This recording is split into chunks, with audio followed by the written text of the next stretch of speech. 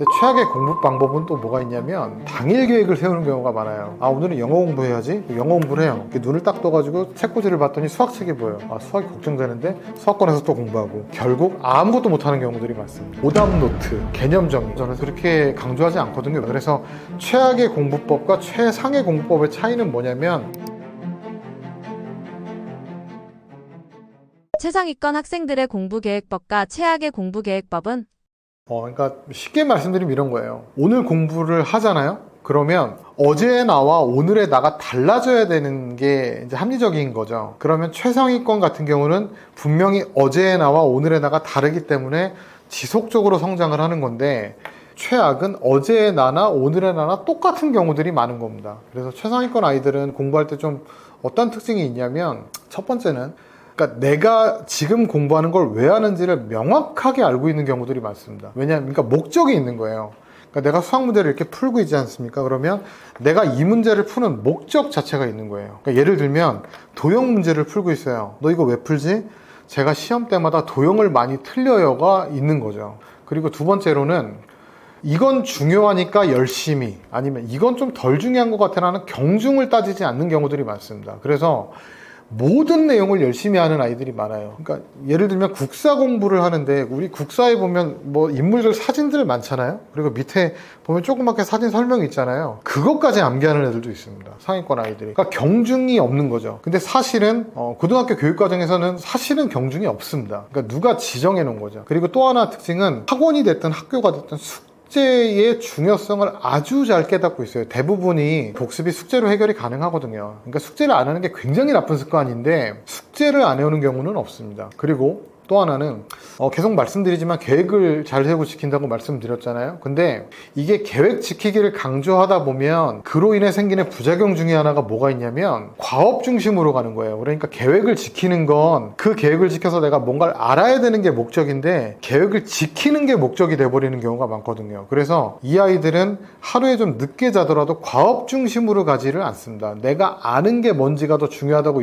여겨져서 자꾸 자기를 괴롭히는 경우가 많아요. 계획을 지켰음에도 내가 모르면 백지권에서 그냥 혼자 써보고 이렇게. 또 하나는, 이게 제일 중요한 특징 같은데, 뭔가 내가 부족함이 발견이 됐어요. 특히 시험 결과 나오면 바로 해결하는 경우가 많습니다. 근데 최악의 공부 방법은 또 뭐가 있냐면, 그러니까 이게 반대로 아까 이제 계획 중요성 말씀드렸잖아요. 당일 계획을 세우는 경우가 많아요. 그러니까 이런 거죠. 아, 오늘은 영어 공부해야지. 영어 공부를 해요. 아마 좀 자기가 공부하기에 좀 어려움을 겪으셨던 분들은 경험하셨을 거예요. 영어 공부해야지 하고 하다가 이렇게 눈을 딱 떠가지고 책꽂이를 봤더니 수학책이 보여요. 아, 수학이 걱정되는데 수학권에서 또 공부하고 결국 아무것도 못하는 경우들이 많습니다. 그 다음 두 번째는 계획 자체가 뭐 예를 들면 상위권 학생들이라는 백지 쓰기라든가 이런 게 굉장히 머리 아프고 싫거든요. 그러니까 제가 농담 삼아 하는 얘기 중에 저술 작업을 하는 아이들이 있어요. 오답 노트, 개념 정리, 형형색색의 볼펜으로 이런 걸 정리를 하는 거죠. 근데 이게 사실은 별로 도움이 되지 않는다고 저는 생각을 합니다. 저는 특히 개인적으로 오답 노트 만드는 걸 그렇게 강조하지 않거든요. 왜냐면 오답 노트라는 건 자기가 틀렸던 문제를 정리하는 거잖아요. 근데 대부분 틀렸던 문제가 좀 독특한 문제들이 많기 때문에 오답 노트가 독특한 문제로만 쌓여서 기본적으로 알아야 될 거 못하는 경우들이 많습니다. 근데 이거 하면 시간 잘 가거든요. 특히 여학생들이 이런 실수를 많이 합니다. 그리고 과업 중심으로 가는 거죠. 아까 얘기한 대로 그냥 지키는 거면 몰두하고, 또 문제가 발견이 되면 나중에 꼭 해결해야지 이렇게 되는 거고요. 그렇게 과업 중심으로 가는 경우 많고요. 그 다음에 책상 위에는, 특히 중위권 이하는 정말 하기 싫은 것만 올라와 있어야 되잖아요. 내가 하기 싫고 막 보기만 하면 짜증이 나는 게 올라와 있어야 되는데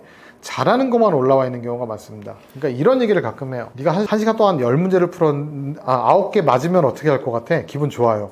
9개 틀리면 기분 나쁘죠. 그러니까 반대가 돼야 되는 거거든요, 사실은. 왜냐면 10문제를 풀었는데 1개 틀렸어 라고 한다면 공부하는 중이기 때문에 1시간 동안 자기가 할 줄 아는 걸 푼 거예요. 그러니까 나아지는 게 없는 상황이 되는 겁니다. 근데 1시간 동안 10문제를 풀었는데 9개나 틀려버렸어요. 1시간 만에 내가 모르는 걸 9개나 발견한 상황이 돼버리는 거죠. 그러니까 그렇게 뭔가 부족한 걸 메우겠다라는 노력을 하는 게 중요하다. 그래서 최악의 공부법과 최상의 공부법의 차이는 뭐냐면, 내가 왜 공부하고 있는지를 아는가 모르는가의 차이라고 생각이 듭니다. 그럼 올바른 학습 태도를 기르기 위해 어떤 방법이 있나요? 상태 진단이 제일 중요하겠죠. 그러니까 계획을 세우려면 내가 어디를 잘하고 어디를 못하는지.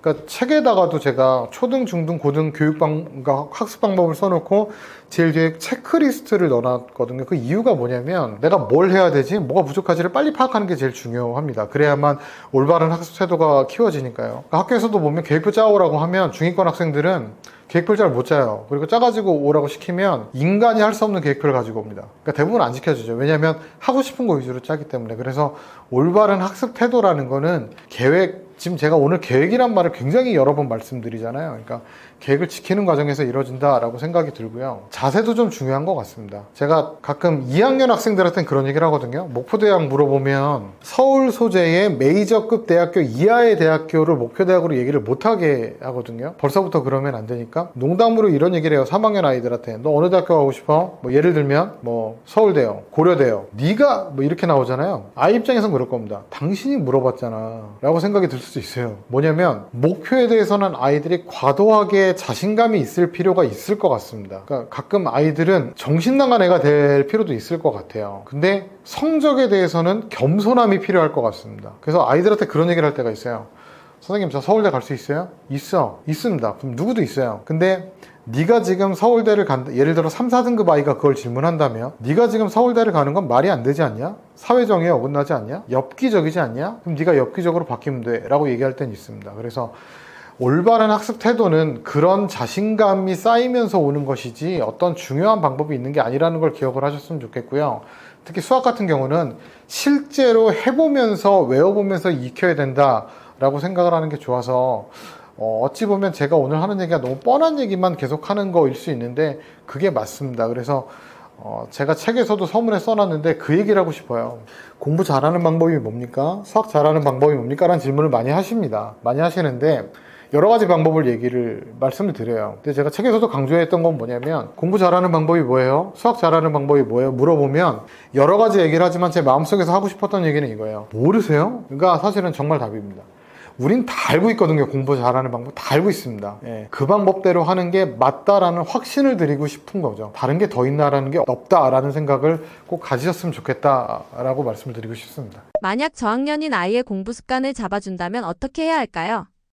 초등학교 저학년, 특히 1학년인 아이가 댁내 있으시다면 한번 그 아이 입학할 때를 한번 떠올려 보세요. 자녀가 있으신 분들은 느끼실 텐데 애 입학식 때 어떠셨어요? 라고 질문을 하면은 자연스럽게 웃으십니다. 아주 자연스럽게. 그러니까 너무 귀여운 거죠. 그러니까 집에서 요만한 애기가 지 몸만한 가방을 메고 아장아장 학교를 들어가는 거예요. 그러니까 얼마나 귀여우면서 걱정도 많으셨겠어요. 저 아이 입학할 때 제가 지금 초등학교 6학년 딸 쌍둥이거든요.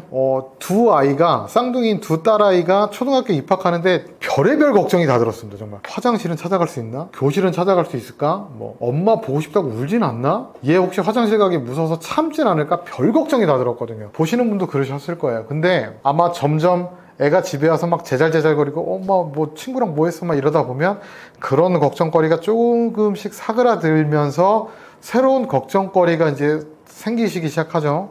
수학도 잘했으면 좋겠는데 국어도 잘했으면 좋겠는데 근데 이러면서 부모님 태도가 바뀌면서 아이한테는 상처가 벌어지는 겁니다. 뭐냐면 초등학교 입학하기 전에는 이 아이는 못하지만 않으면 칭찬받았어요. 그리고 잘못하면 혼났죠. 근데 갑자기 어떻게 돼버리냐면 잘해야 칭찬받고요. 잘하지 못하면 혼나는 상황이 돼버립니다. 그러니까 얘는 큰 상처인 거죠. 부모님이 그렇게 바뀌었으니까. 그러니까 아이는 공부에 대해서 싫어지게 되는 거죠. 무슨 말씀을 드리고 싶어서 이렇게 초반에 얘기를 길게 끄냐면 아이는 공부하는 정당성을 느끼기 쉽지 않습니다. 그러니까 아이한테 공부 습관을 키워주는 건 부모님의 적절한 지도가 필요한 거지 즐기는 사람이 성공한다 아이한테 너 성공해야 원하는 걸 이룰 수 있다가 그렇게 설득력 있지 않습니다.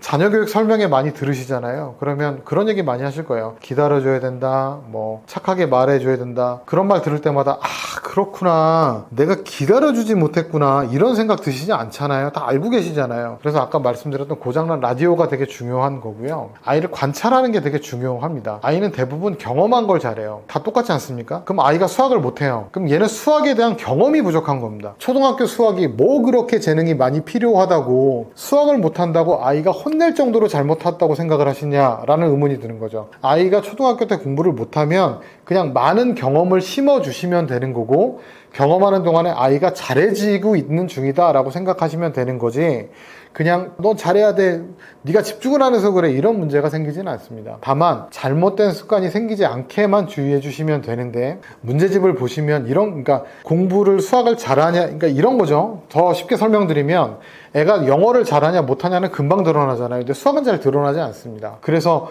대부분 수학을 진도를 어디 나가냐, 어려운 문제를 어느 만큼 푸냐 가지고 잘하냐 못하냐를 판단하시는 경우가 많은데, 수학은 그거보다는 이걸로 판단하시는 게 좋아요. 문제집 보면 예제 문제가 이렇게 있잖아요. 그럼 예제 문제는 답이 나와 있습니다. 그럼 그 아래쪽에 이거랑 똑같이 푸는 1번 문제가 있고요, 얘를 약간 응용한 2번 문제가 있어요. 채점을 해보실 때 아이가 만약에 1번, 예제랑 비슷하게 푸는 1번을 맞췄는데 2번을 틀렸잖아요. 그럼 얘는 예제에 있는 풀이를 그대로 따라서 1번을 풀었을 가능성이 있습니다. 아예 이해하지 못하는 거죠. 그걸 그냥 2번만 풀게 하고 넘어가시면 아이는 수학은 답만 맞추면 되는구나 라는 잘못된 습관이 있을 가능성이 크니까 계속 채점해 보시면서 간섭하지 마시고 관찰해 보시는 게 중요하다. 그래서 그렇게 지도해 주시는 게 좋고요. 한두 번쯤은 좀 힘든 것도 경험해 보시고, 그러니까 계획을 세웠으면 놀아도 내버려 두시다가 하루 정도는 좀 늦게 자는 한이 있어도 계획을 잃어보게 하시다 보면 좋은 공부 습관이 채워질 거라고 생각을 합니다. 중학교부터 수학 난이도가 높아지는데 그에 따른 수학 역량을 키우는 습관이 있을까요?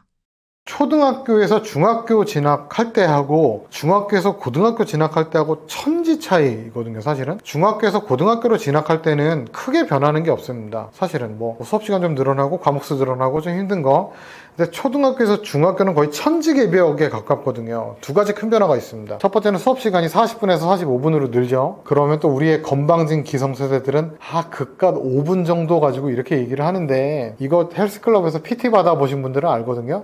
코치가 벤치프레스를 20개 시키면 막 힘들게 20개를 해냈잖아요. 그때 한계치에 도달했잖아요. 꼭 그때 와가지고 5개만 더 하시죠 이랬습니다. 그 5개 너무 힘들잖아요. 초등학생한테 그 늘어난 5분이 그 5개랑 같습니다. 그러니까 이 아이는 이미 초등학교보다 딱딱한 수업 환경으로 자기 한계치인 40분에 도달했는데 5분을 더 하는 거죠. 그때 건방진 기성세대들이 그깟 5분 정도야 이렇게 넘어가시면 안 되고, 이 5분을 버티기 위해서 자꾸 앉아있는 연습을 시켜주셔야 수학 공부를 하는데 필요한 역량을 키우는 연습이 됩니다. 또 하나는 교과 담임 선생님이 생기신다는 거잖아요. 교과 담임이 생긴다는 거는 수학의 난도가 높아진다는 측면도 있습니다, 분명히. 근데 더 큰 건 뭐냐면 이런 거예요. 예를 들면 제가 중학생이 됐는데 저는 수학은 좀 잘하는데 국어를 못해요. 그러면 초등학교 때는 담임 선생님이 모든 과목을 다 가르쳐 주시기 때문에 우리 담임 선생님이 저를 보고 그 얘기를 하실 수 있어요. 정훈아, 너는 수학은 잘하는데 국어를 못하니까 국어를 좀 열심히 했으면 좋겠어 라고. 근데 중학교에 가버리면 수학 선생님은 저를 잘하는 아이로 생각하시겠지만 국어 선생님은 저를 못하는 아이로 생각하시겠죠. 무슨 말씀이냐면 컨트롤 타워가 없어져 버리는 겁니다. 그러니까 중학생은 이때부터는 내가 뭘 잘하고 못하는지를 판단해서 적절하게 계획을 세워야 되는 게 필요한 거죠. 여기를 망가져 버리면 수학 역량을 키우는 공부를 할 수가 없게 돼 버리는 겁니다. 그래서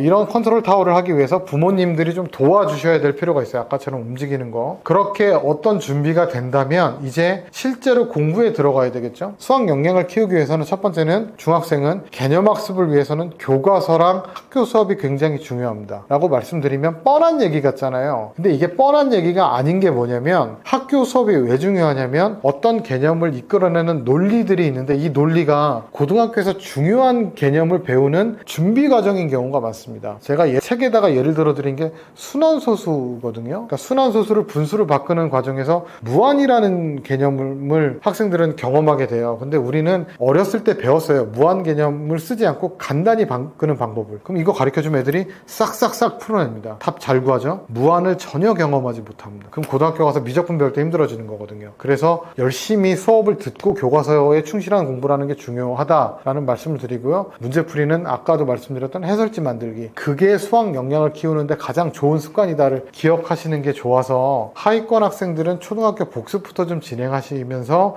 교과서를 필사해보는 게 좋고요. 중위권은 아까 말씀드렸던 제대로 된 개념학습, 대표 유형까지 끝내면서 해설지 푸는 게 좋고요. 상위권 같은 경우는 사실은 추천하는 수학 역량 기르는 습관이 없거든요. 근데 그래도 공부를 잘하고 싶어요라고 하면 다른 풀이를 찾게 시킵니다. 그러다 보면 다른 풀이를 찾다 보면 아 이건 되네 이건 안 되네를 느끼면서 공부를 잘하고 못하고가 좀 결정이 되는 경우가 많습니다. 그래서 수학 역량을 키우는 습관이 어떤 수학 공부 방법이 아니라 중학교에 바뀌는 환경에 적응하면서 학교 수업에 열심히 따라가는 게 중요하다. 그러면서 문제 경영 능력을 키우는 게 중요하다를 잘 기억을 하시는 게 좋다고 생각을 합니다. 시험 기간에는 어떤 기준으로 공부 계획서를 작성하는 게 좋은가요? 학생들한테 그런 얘기를 할 때가 있습니다. 아니면 학부모님들한테 수능이 중요하냐 내신 성적이 중요하냐 이렇게 물어보면 수능이라고 얘기하는 경우가 있어요. 근데 중요하죠. 중요한데 수능 시험 매년 있지 않습니까? 그러니까 수능 시험은 시험에 마음에 안 들면 사실 한 번 더 시험 보면 돼요. 근데 예를 들면 2학년 1학기 2차 지필평가라는 시험은 인생에 한 번밖에 없습니다. 그러니까 굉장히 중요한 거죠.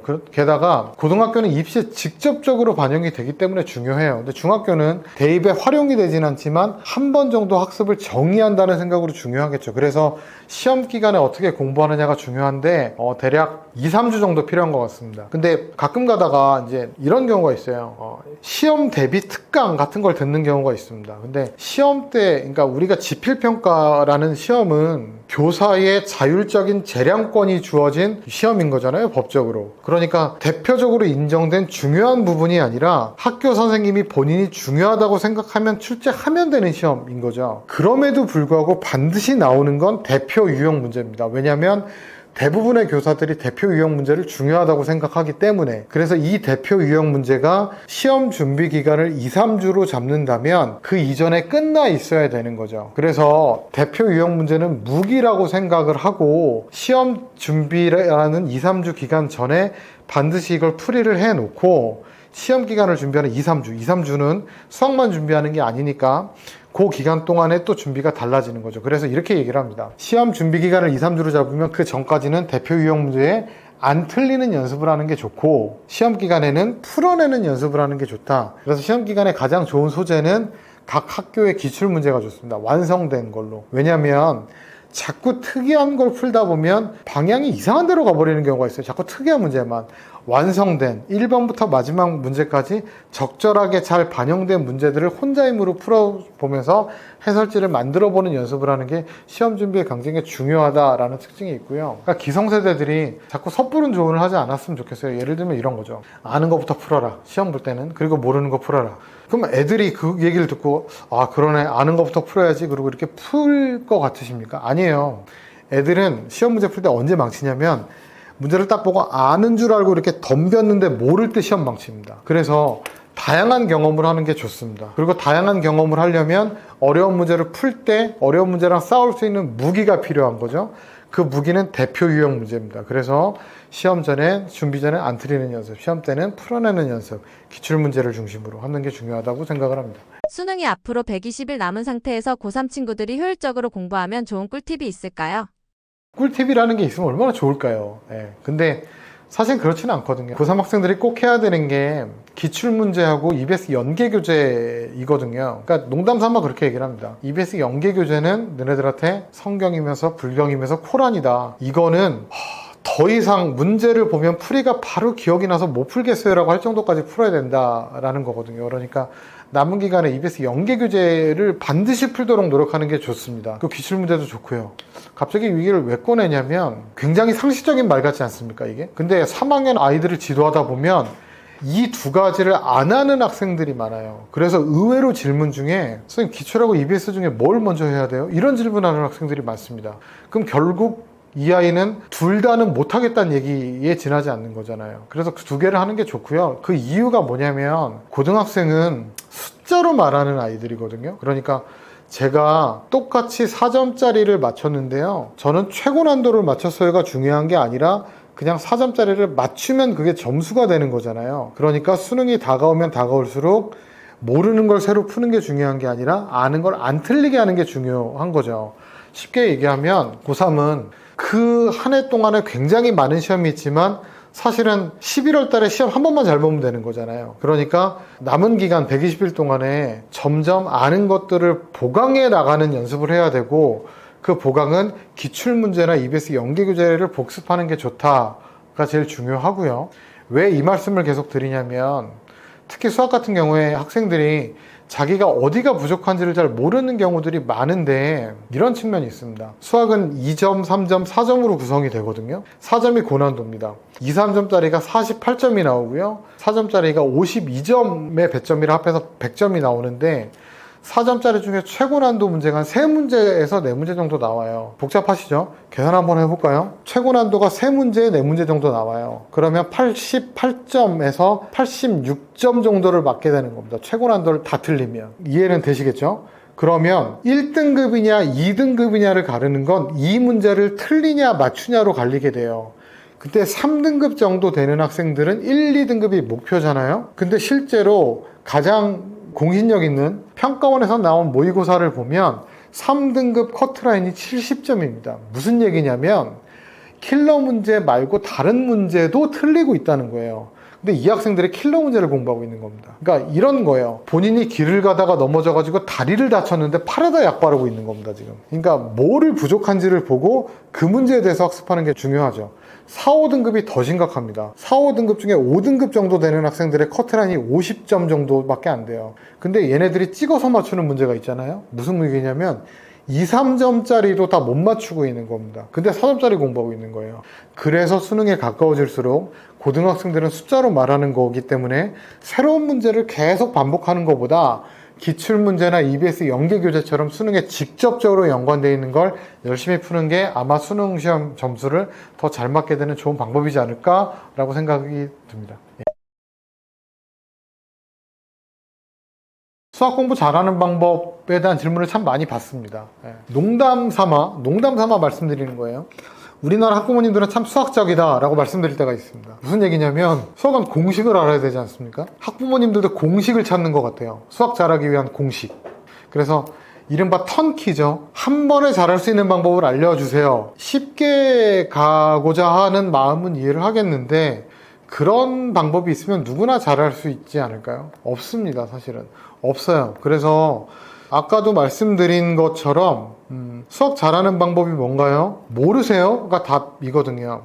제가 오늘 계속 드렸던 말씀들이 열심히 해야 된다, 계획을 세워야 된다처럼 자극적이지 않은 이야기일 수 있습니다. 그런데 참 많은 사람들이 자극적이지 않은 이야기들을 계속해서 말씀드리고 그러면 학부모님들은 이게 좀 지루하니까 뭔가 자극적인 어떤 턴키가 있을까라고 찾고 있기는 해요. 왜 많은 사람들이 그런 얘기를 하는지를 한번 생각해 보셨으면 좋겠습니다. 몇 학년이면 몇 학년까지 끝내야 돼, 몇 학년 때는 이 정도 문제집은 풀어야 돼 처럼 수학을 잘하는 공식은 없습니다. 몇 학년 때 어디까지 끝내야 되냐라는 것도 우리가 평소에 쓰는 케바케라고 하죠. 학생에 따라서 틀립니다. 제가 책에서 계속 언급했던 게 뭐냐면 선행학습은 하는 게 아니라 자격을 갖추면 자연스럽게 되는 것이라고 말씀을 드렸거든요. 그러니까 심학습도 마찬가지고요. 수학을 잘하는 공식은 없습니다. 그냥 열심히 해야 된다. 그러니까 우리가 알 수 있는 방법이 맞다. 제가 여기 나와서 이렇게 드리는 이유는 뭐냐면 의심되시잖아요. 딴 게 있을 것처럼. 맞습니다. 라는 확신을 드리고 싶어요. 그냥 열심히 꾸준히 예습복습 열심히 하고 수업 열심히 듣고 혼자 고민하는 게 맞다.